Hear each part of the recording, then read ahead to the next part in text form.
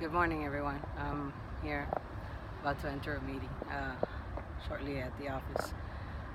Anyway, like I said, I want to do like a short video every day, a little bit, just to add and give out to humanity, and maybe I could help you in the process or in the journey that you're in, and bring some clarity. Maybe for some of you, it will hit home. Well, today, the morning, I want to tell you guys something. When I put things together, there's not a preparation. There's just a freshness that's showing up and allowing you to have this information. It's just channeling through me. But I wanted to talk about, I guess the main thing I wanted to begin this process is with 3 main questions that I encourage you to ask, because otherwise everything that you get, do, or have is going to be a temporary satisfaction. It's not going to give you total fulfillment. So the highest experience is the experience of self, your real self, not who you think you are. We could begin with the question, who am I? Who's I? AnaDediego? Who is the one behind that thought, Anna, that name, Anna?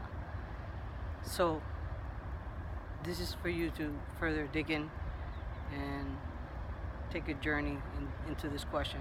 Who am I? Who's the I? I mean, the I is consciousness. You could understand this intellectually and will stay in your mind, but until you don't understand it experientially, then that will come and sit in your heart in the knowingness of the I. So basically the 3 questions. Who am I?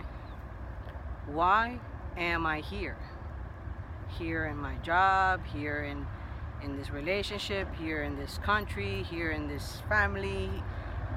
Why am I here? Or what is the purpose of me being here? Or the 3rd is, why am where I am? See, I'm a seeker of truth, and that why I am where I am, I don't get into practicing that I'm a victim of life. I know that I was participating in this creation. I just needed to discover where all this information sits, which usually it sits in the matrix, in your subconscious mind, in your story, which is a recorded activity from your age born until 7. It's a movie that you've recorded, and everything plays out based on that story that you've already recorded through everything you observed and took in and bought into as a child, from your parents, from your school, everything that you understood as truth. So this becomes your truth. And there's another question. Everybody has their own truth and their own perception, but what is the truth behind all this information that you hold in your mind about who am I, why am I here, and why am I where I am? That's your belief, that's your story. I'm encouraging you to ask these questions so you go beyond that story, and you could only heal the mind. You can't heal the mind from the mind, so you have to be an observer of the mind, of the belief system, of the thoughts. Where do the thoughts come from? Why? Why do they hold, and where do they sit, and where do you go in to change them? This is just my little video for today. So these are the questions that I feel and I know that you need to be asking, because if not, we're going to be pointing the fingers. This one did that one did this, that, we're doing it all.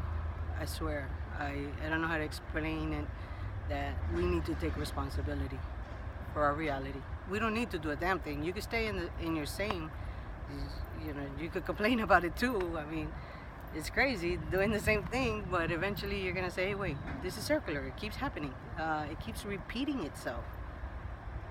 Why? Because you're getting a new invitation to look at it.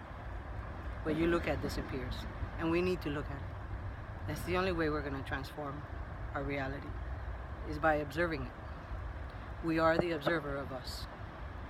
We are consciousness. There's one, and when you sit in that oneness, you will totally come and know who you are. And that is the most